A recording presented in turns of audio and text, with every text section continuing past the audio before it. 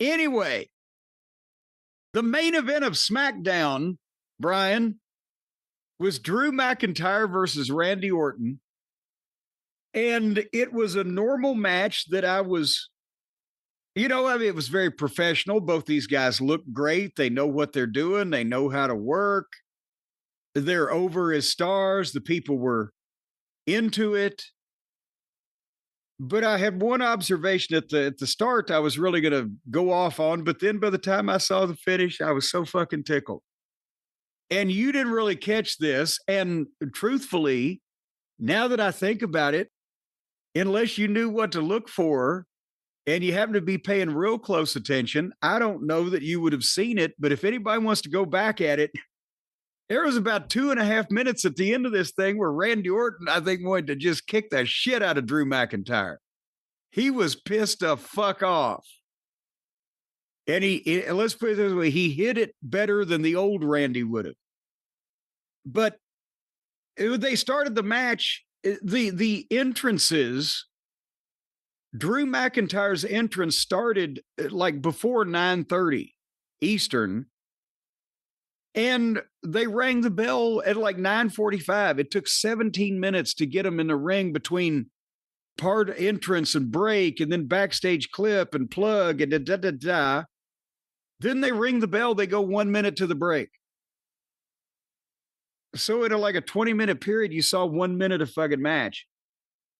But when they came back, it was a good match. Orton sells his leg, believably, almost got me because he was, like at one point he had tweaked it, but then he came back from it, but then he did a knee drop and sold the left knee again so he could sell it. And they worked a figure four and all this other shit. Is classic old wrestling.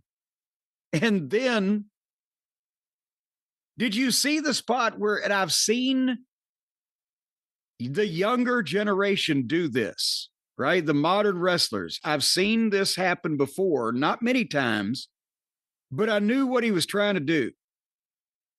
Drew McIntyre is working the leg. Randy's selling the leg.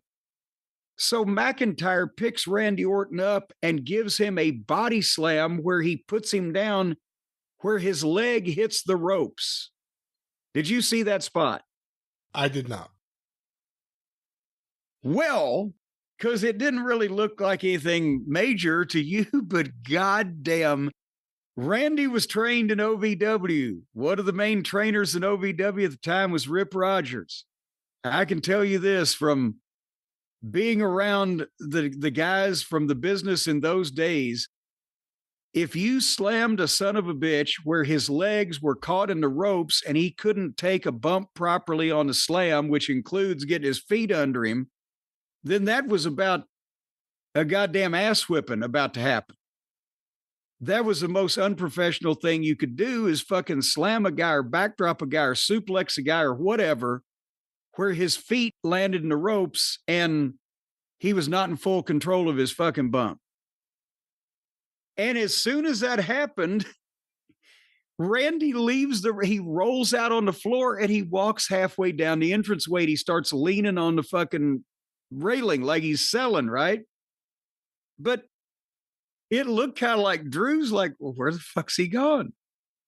So Drew's in the middle of the heat. So he comes down there and he fucking walks up to Randy and Randy makes token resistance. He's not going to blow a comeback on him there. But Drew punches him and Randy just does the thing where he turns around and he just starts walking back toward the ring. And he punched him again and Randy just keeps walking back toward the ring. And as Orton gets up to the front row there, right as they're going past the railing, he looks at a kid in the front row and he gives him the fucking hands out like, I don't know what the fuck he's doing. Goddamn deal. And then they roll back in the ring, and as soon as McIntyre stands up, Orton says, fuck this, and poked him in the eye and started his comeback. That was entirely not the goddamn way that they had worked out that Drew was going to fucking do whatever, and then Orton was going to start his comeback, right?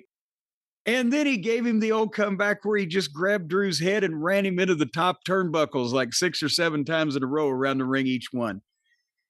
But then they go back and do the back and forth and all the other stuff they're going to do, and the claymores and the finishes, and or not but the false finishes and the big moves and everything for the next couple minutes. But then if he's still fucking pissed about it because Orton goes after him and gives Drew the draping DDT, you know, the thing he does on the ropes, right? Boom.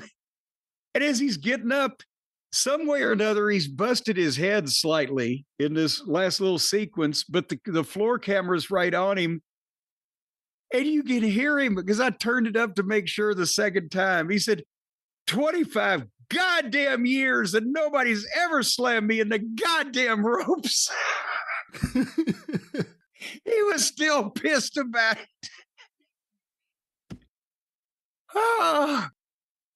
And so but yeah, they're going along. He's selling his ass off the match. And all of a sudden, Drew slammed him in the ropes. He rolls out. He says, fuck it. Should I be the old Randy? I'm trying to cool off here. Drew comes and gets him, punches him. He's like, fuck it. He walks back in, pokes him in the eye, and makes his comeback. Fucking hell. So then, after he said 25 goddamn years and nobody's ever slammed me in the goddamn ropes, he milked going for the punt, but the referee stopped him because, you know, goddamn, this is only a fucking promotion where they have the Elimination Chamber and Hell in a Cell. You can't kick a guy in the fucking head. But Orton went for it anyway, and Drew moved and shoved Orton toward the referee, which was awkward positioning. I think that was probably something else that didn't come together properly. And then Drew claymored him 1, 2, 3. And the reason why that they put Drew over, obviously, he's got the big title match with Cody coming up. But then Drew went for a kick on Randy like he was going to do, where he kicked Cody through the desk, and Cody came back out and fired up a big comeback, and the place was going nuts. And Cody grabbed the microphone and started to speak. The credits are up on the screen and my DVR froze. So I don't know what the fuck he said, but he didn't have long to say it. But that was the funniest fucking thing I've seen in a while. That is the way that the guys of the previous generation would react to shit that they were not happy with when it happened in a ring. You wouldn't even, if you didn't know what to look for, or sometimes even if you did, you wouldn't really know. But if you caught on to it, they're fucking pissed. They've had all they can stand. They can't stand no more. Even if it's fucking Drew McIntyre, you know, what the fuck? Don't slam me in the ropes, dude. That's just unprofessional. How would Randy Orton have reacted 25 years ago? Give or take. He would have rolled out on the floor and he would have screamed right then, God damn it, what the fuck are you doing, you stupid motherfucker? But now he waited until they did the majority of the finish and then only said, God damn. 25 goddamn years, nobody ever goddamn slammed me to goddamn ropes. You know, I can't even hear you say that without going to 20 goddamn years. And it's Bozo Brazier. Yeah. No, that was 30 years in the business. And it's Bozo Brazier. All right. Well, that was SmackDown.